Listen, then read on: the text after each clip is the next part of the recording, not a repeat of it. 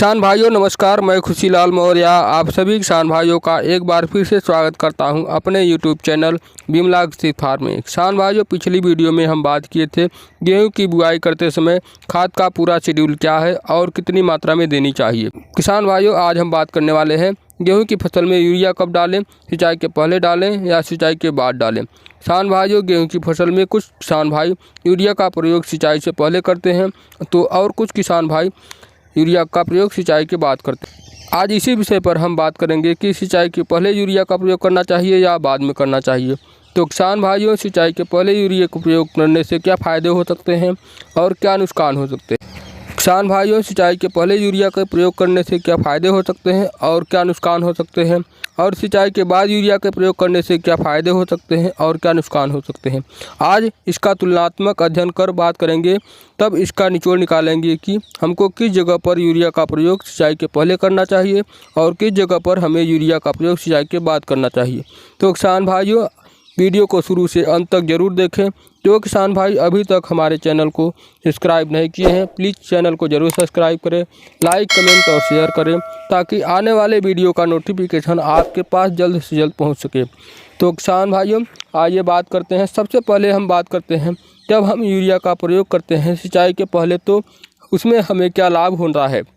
तो किसान भाइयों जब हम यूरिया का प्रयोग सिंचाई के पहले करते हैं उससे हमें सबसे बड़ा यह लाभ होता है कि हमारे पौधे तुरंत यूरिया को ग्रहण कर लेते हैं, अर्थात नाइट्रोजन पौधे लेना शुरू कर देता है और पौधों में हरापन आना शुरू हो जाता है और पत्तियों में क्लोरोफिल की मात्रा बढ़ जाती है और पौधा अपनी बढ़वार शुरू कर देता है। इससे विपरीत यदि हम सिंचाई के बाद यूरिया का प्रयोग करते हैं तो नमी कम होने के कारण खाद यूरिया यानी कि पौधे नाइट्रोजन ठीक से ग्रहण नहीं कर पाते हैं, जिससे कि हमारे पौधे की ग्रोथ कम हो जाती है और विकास कम हो जाता है।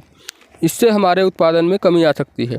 तो किसान भाइयों आइए हम बात करते हैं अगर सिंचाई के पहले यूरिया का प्रयोग करने से क्या हानि होती है। तो किसान भाइयों कुछ ज़मीन ऐसी होती है जहां पर सिंचाई पहले से यूरिया डालने पर पानी संचित करने की क्षमता कम होती है, जिससे यूरिया पानी के साथ ज़मीन में नीचे चला जाता है और जहां तक फसल की जड़ नहीं पहुँच पाती है उसके कारण वहाँ पर यूरिया चली जाती है तो आपका नाइट्रोजन को ग्रहण नहीं कर पाता है, जिससे कि आपकी फसल की ग्रोथ रुक जाती है। पानी लीचिंग हो जाने के कारण होता है। और यदि ऐसी ज़मीन में यदि सिंचाई के पहले यूरिया का प्रयोग करते हैं तो गेहूं की फसल में करते हैं तो ऐसी अवस्था में हमें यूरिया की हानि उठानी पड़ती है। तो किसान भाइयों यूरिया का प्रयोग हमारी पानी के साथ नीचे घुलकर चली जाती है, जिससे हमारा पौधा ग्रहण नहीं कर पाता है। किसान भाइयों अब हम बात करते हैं सिंचाई के बाद ही अगर हम यूरिया का प्रयोग करते हैं तो क्या क्या हमें लाभ होता है और क्या हानि होता है। किसान भाइयों आइए हम इस बात पर बात करते हैं।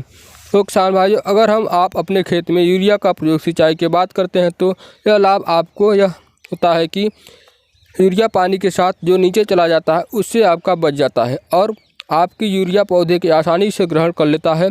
और सिंचाई के बाद यूरिया देने के बाद यदि क्या हानि होती है तो किसान भाइयों जब सिंचाई के बाद हमें यूरिया का प्रयोग करते हैं तो काफ़ी गैप हो जाता है, जिससे कि हमें कभी कभी व्यस्तता हो जाने के कारण खेत की नमी चली जाती है।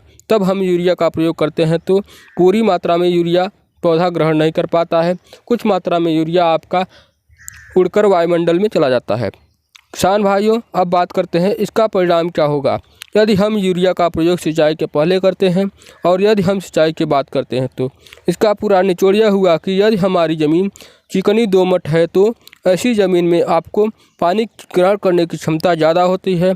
इस अवस्था में आपको यूरिया का प्रयोग सिंचाई से पहले करना चाहिए, इससे कि आपका पानी संचित रहता है, जिससे आपका लीचिंग न होने के कारण आपका यूरिया नीचे नहीं जाएगा।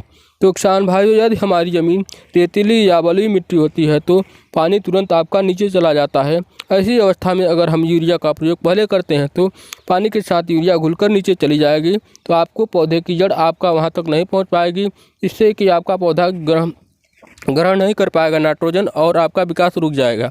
तो ज़्यादा मात्रा में आपको हमें ऐसी भूमि में अपनी यूरिया का प्रयोग सिंचाई के बाद ही करना चाहिए, जिससे कि आपकी फसल पूरी तरह से यूरिया का ग्रहण कर सके और अच्छी से बढ़वार हो सके और एक अच्छी उत्पादन की हम उम्मीद कर सकें। किसान भाइयों इस तरह से आपका तुलनात्मक अध्ययन होता है कि किसान भाइयों कुल मिलाकर यह परिणाम निकलता है कि अगर हमारी ज़मीन चिकनी दोमट है तो हमें यूरिया का प्रयोग सिंचाई के पहले ही करना चाहिए और अगर कहीं पे हमारी मिट्टी बलुई दोमट निकल जाती है तो उस अवस्था में आपको सिंचाई के बाद ही यूरिया का प्रयोग करना चाहिए, जिससे कि पूरी मात्रा में हमारी फसल यूरिया को ग्रहण कर सके। किसान भाइयों पूरी तरह से यूरिया ग्रहण कर सकता है, जिससे कि आपकी एक अच्छी उम्मीद कर सके पैदावार की। तो किसान भाइयों इस तरह की खेती से संबंधित जानकारी प्राप्त करने के लिए हमारे यूट्यूब चैनल बिमला कृषि फार्म को सब्सक्राइब करें, लाइक कमेंट और शेयर करें, ताकि आने वाले वीडियो का नोटिफिकेशन आपके पास जल्द से जल्द पहुंच सके। और एक वीडियो में एक नई जानकारी के साथ फिर मिलेंगे, तब तक के लिए नमस्कार।